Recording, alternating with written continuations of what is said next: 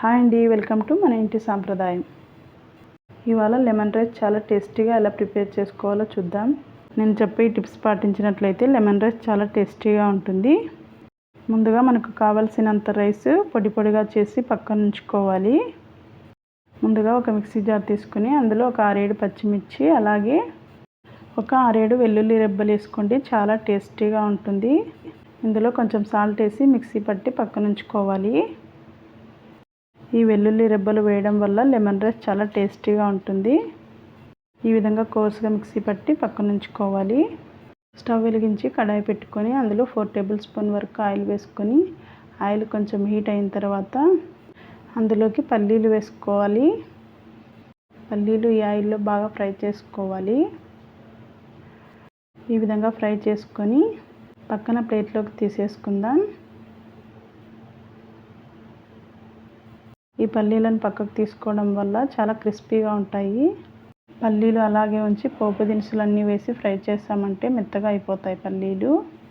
ఇప్పుడు ఇందులోకి 1 table spoon జీలకర్ర, ఆవాలు, 1 టేబుల్ స్పూన్ మినప్పప్పు, అలాగే ఎండుమిర్చి, కరివేపాకు వేసి ఫ్రై చేసుకోవాలి.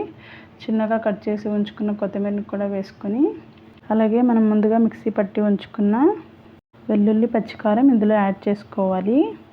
పచ్చివాసన అంతా పోయే వరకు బాగా ఫ్రై చేసుకొని ఇందులో కొంచెం సాల్ట్ యాడ్ చేసుకొని బాగా ఫ్రై చేసుకోవాలి.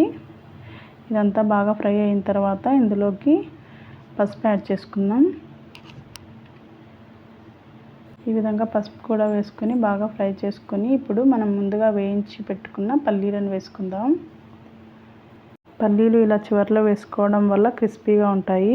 ముందుగానే పల్లీలు వేసి ఫ్రై చేసుకున్నామంటే మెత్తగా అయిపోతాయి.